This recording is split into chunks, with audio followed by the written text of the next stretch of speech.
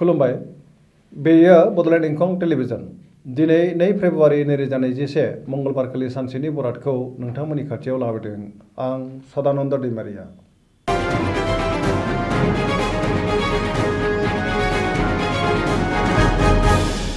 सिगां फरायथिनि लादों मेष राशि। दिनैनि साना जोबोर मोजां, गोसोखौ जोबोर गोजोननाय मोनगोन, गोसोनि बोलोआ बांगोन, देहाया दिनै मोजाङै थागोन। अब्लाबो जानाय लोंनायाव सांग्रां जानाया गाहाम। रांखावरियाव जोबोर मोजां, बेफार फालांगियावबो मोजां मुलाम्फा मोननो हागोन। मावनो लानाय खामानिखौ थि समाव आरो गोरलैयैनो मावफुंनो हागोन। न'खराव बिसि फिसायनि गेजेराव अनलायनाय फैगोन, बिदा फंबायजों मोजां सोमोन्दो थागोन, समाजाव मान मोनगोन, बयनिबो गोसोखौ जै खालामनो हागोन। सेंग्रा सिख्लाफ्रा गोसोनि साननायफोरखौ फोरमायलायनो हागोन आरो गोसोखौ जोबोर रमान्टिक मोनगोन। फरायसाफ्रा फरायनायाव गोसो दुंखांगोन, मोनफ्रोमबो बिथिङाव जाफुंसारगोन।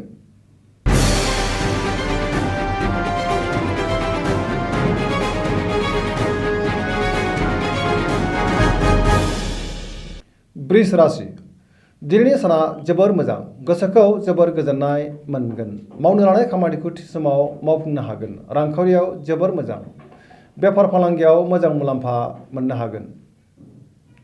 न'खराव बिसि फिसायनि गेजेराव अनलायनाय फैगोन, देहाया दिनै मोजाङै थागोन। जानाय लोंनायाव अब्लाबो सांग्रां जानाया गाहाम। जायखि खामानि मावा मानो मोजाङैनो मावफुंनो हागोन।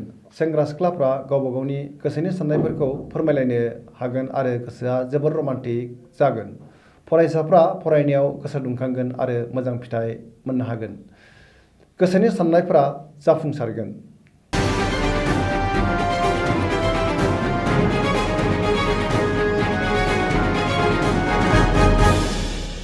मिथुन राशि। दिनैनि साना जोबोर मोजां, गोसोखौ जोबोर गोजोननाय मोनगोन। सोरबा लोगोनिफ्राय मोजां खौरां मोनगोन। देहाया दिनै मोजाङै थागोन, अब्लाबो जानाय लोंनायाव सांग्रां जानाया गाहाम। रांखावरियाव जोबोर मोजां, आयआ बांगोन। बेफार फालांगियाव मोजां मुलाम्फा मोननो हागोन। न'खराव बिसि फिसायनि गेजेराव अनलायनाय फैगोन, बिदा फंबायजों मोजां सोमोन्दो थागोन, बिमा बिफानि अननाय आरो बोर मोनगोन, गोसोनि बोलोआ बांगोन। बिमा बिफानि अननाय मोननानै बांसिन गोजोननाय मोनगोन। गोसोनि साननायफ्रा जाफुंगोन। लाइमोनफोरनि गोसोआ जोबोर रमान्टिक जागोन आरो गावबा गावनि गोसोनि साननायफोरखौबो फोरमायलायनो हागोन। फरायसाफ्रा फरायनायाव मोजां फिथाइ मोनगोन आरो गोसो दुंगोन।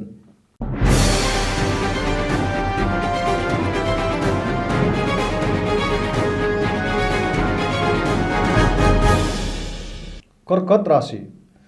दिनैनि साना बारा मोजां नङा, गोसोखौ जोबोर उसुखुथु मोनगोन। मावनो लानाय खामानिखौ थि समाव मावफुंनो गोब्राब जागोन। रांखावरियाव बारा मोजां नङा, गोबां खहा जानायनि सम्भाबना दङ। देहाया बारा मोजां थानाय नङा, गोबां रोखोमनि देहायारि जेंना नुजाथिगोन। गुबुननि हेफाजाब मोननाय नङा। न'खराव बिसि फिसायनि गेजेराव अनलायनाय फैगोन, बिदा फंबायनि हेफाजाब मोननाय नङा। फरायसाफ्रा मोजां खौरां मोनगोन। सोरबा लोगोआ खहा खालामनो नाजागोन। सांग्रां जानाया गाहाम। नेगेटिभ एनार्जिनि गोहोम गोग्लैगोन।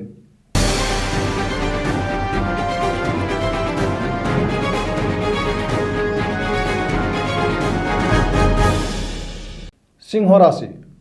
दिनैनि साना बारा मोजां नङा, गोसोखौ जोबोर लोरबां मोनगोन। नेगेटिभ एनार्जिनि गोहोम गोग्लैगोन। मावनो लानाय खामानिखौ थि समाव मावफुंनो गोब्राब जागोन। रांखावरियाव बारा मोजां नङा, नाङा फाङा खरसाया बांगोन। बेफार फालांगियाव मोजां मुलाम्फा मोननाय नङा, खहा जानोबो हागौ। न'खराव अनलायनाय फैगोन, गोसोनि बोलोआ बांगोन। मावनो लानाय खामानिखौ मावफुंनो बानाय फैगोन आरो हानाय नङा। गोसोनि साननायफोरा देबारनांगोन, समाजाव मान मोनगोन। न'खराव बिसि फिसायनि गेजेराव अनलायनाय फैगोन, बिदा फंबायजों अदेबानि एना एनिबो जानो हागौ। फरायसाफ्रा फरायनायाव गोसो दुंनाय नङा। लाइमोनफोरनि गोसोआ जोबोर उरां फारां जागोन।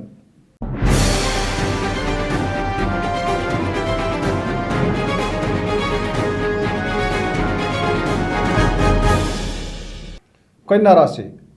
दिनैनि साना जोबोर मोजां, गोसोनि बोलोआ बांगोन। गोसोखौ दिनै जोबोर गोजोननाय मोनगोन। गोबां खामानि मावनो गोसो दुंगोन आरो समाजाव गोबां मान मोननो हागोन। गुबुनजों गोरोबनानै मोजां खामानि मावनो हागोन। गुबुननि गोसोखौ गोरलैयैनो बोनो हागोन। सोरबा लोगोनिफ्राय मोजां खौरां फैगोन। रांखावरियाव जोबोर मोजां, बेफार फालांगियावबो मोजां मुलाम्फा मोननायनि सम्भावना दङ। देहाया दिनै मोजाङै थागोन, अब्लाबो जानाय लोंनायाव सांग्रां जानाया गाहाम। न'खराव बिसि फिसायनि गेजेराव अनलायनाय फैगोन। मावनो लानाय खामानिखौ गोरलैयैनो आरो थि समावनो मावफुंनो हागोन। सेंग्रा सिख्लाफ्रा गावबा गावनि गोसोनि साननायफोरखौ फोरमायनो हागोन आरो गोसोआ जोबोर रमान्टिक जागोन। फरायसाफ्रा फरायनायाव गोसो दुंखांगोन आरो मोजां फिथाइ मोनगोन। गुबुनजों मोजां सोमोन्दो लाखिनो रोंगोन।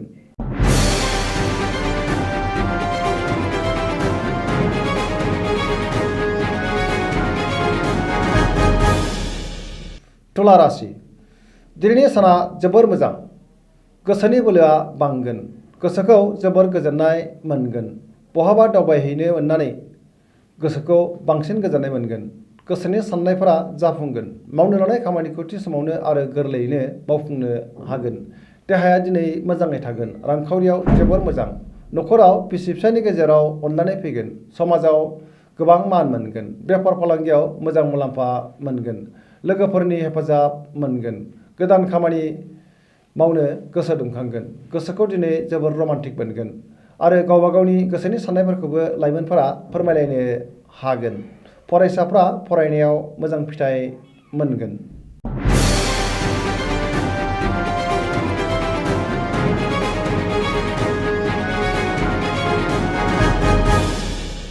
वृश्चिक राशि, दिनैनि साना जोबोर मोजां। गोसोखौ जोबोर गोजोननाय मोनगोन। सोरबा लोगोनिफ्राय मोजां खौरां मोननो हागौ। मावनो लानाय खामानिखौ थि समावनो मावफुंनो हागोन। गोसोनि साननायफोरा जाफुंगोन। न'खराव अनलायनाय फैगोन। रांखावरियाव जोबोर मोजां। बेफार फालांगियाव गोबां मुलाम्फा मोननो हागोन। देहाया दिनै मोजाङै थागोन, अब्लाबो जानाय लोंनायाव सांग्रां जानाया गाहाम। लोगोफोरनि हेफाजाब मोनगोन। लाइमोनफोरनि गोसोआ जोबोर रमान्टिक जागोन आरो गावबा गावनि गोसोनि साननायफोरखौबो फोरमायलायनो हागोन। फरायसाफ्रा फरायनायाव गोसो दुंखांगोन आरो मोजां फिथाइ मोनगोन।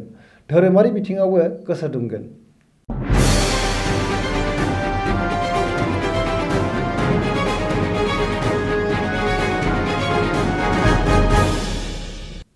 धनु राशि, दिनैनि साना बारा मोजां नङा।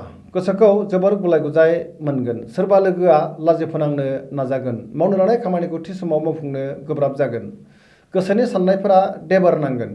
रांखावरियाव मोजांद्राय नङा। नाङा फाङा खरसाया बांगोन। बेफार फालांगियाव खहा जानांनो हागौ। समाजाव मान मोनगोन। देहाया दिनै बारा मोजां थानाय नङा। गोबां रोखोमनि देहायारि जेंना नुजाथिगोन। न'खराव अनलायनाय फैगोन। बिमा बिफानि अननाय आरो बोर मोनगोन। फरायसाफ्रा फरायनायाव गोसो दुंगोन। सेंग्रा सिख्लाफ्रा गावबा गावनि गोसोनि साननायफोरखौ फोरमायलायनो हागोन आरो जोबोर रमान्टिक जागोन।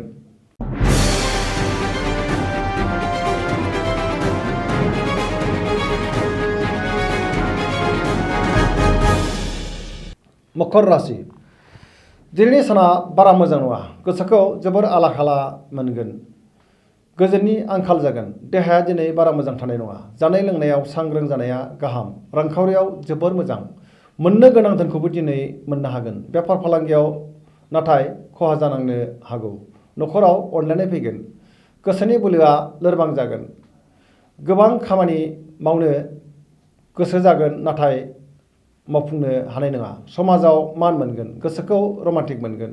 सोरबा लोगोनिफ्राय गाज्रि खौरां फैनो हागौ। सिगांनि बबेबा जाथायखौ गोसोखांनानै गोसोखौ जोबोर गुलुं गुजुं मोनगोन। बहानिफ्रायबा हरखाबै गाज्रि खौरां फैगोन। सोरबा लोगोआ गाज्रि नोजोर होखोमागोन। सांग्रां जानाया गाहाम।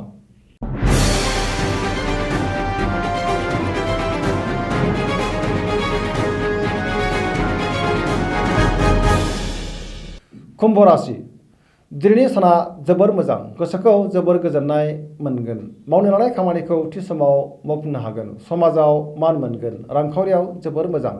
बेफार फालांगियाव गोबां मुलाम्फा मोननो हागोन। देहाया दिनै मोजाङै थागोन। न'खराव अनलायनाय फैगोन। सोरबा लोगोनिफ्राय मोजां खौरां मोनगोन।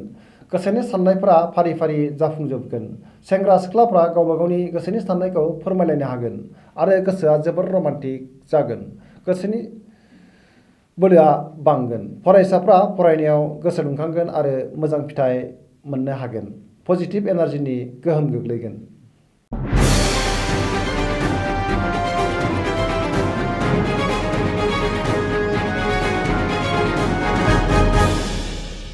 मीन राशि दिनैनि साना जोबोर मोजां बहाबा दावबायहैनानै गोसोखौ जोबोर गोजोननाय मोनगोन गोसोनि बोलोआ बांगोन गावनि गोसोनि साननायखौ गुबुननो फोरमायनो हागोन देहाया दिनै मोजाङै थागोन रांखावरियाव जोबोर मोजां मोननो गोनां धोनखौ दिनै मोननो हागोन बेफार फालांगियाव जोबोर मोजां मुलाम्फा मोनगोन न'खराव बिसि फिसायनि गेजेराव अनलायनाय फैगोन मावनो लानाय खामानिखौ थि समावनो आरो मोजाङैनो मावफुंनो हानानै गोसोनि बोलोआ बांसिन गोजोन जागोन आरो गोजोननाय मोनगोन लाइमोनफोरनि गोसोआ जोबोर रमान्टिक जागोन आरो गावबा गावनि गोसोनि साननायफोरखौबो फोरमायलायनो हागोन फरायसाफ्रा फरायनायाव गोसो दुंगोन आरो मोजां फिथाइ मोनगोन दिनै जायखि खामानि मावा मानो मोजाङैनो मावफुंनो हागोन आरो जाफुंसारगोन दिनैनि राशि फरायथिनाया एसेनोसै जोबनायाव बेखौनो खावलायो जाहाथे नोंथांमोना सानफ्रामबो जोंनि बे बड'लेण्ड इंखं टेलिभिजनखौ नायबाय थायो आरो साबस्क्राइब खालामो एसेनोसै गोजोन्थों।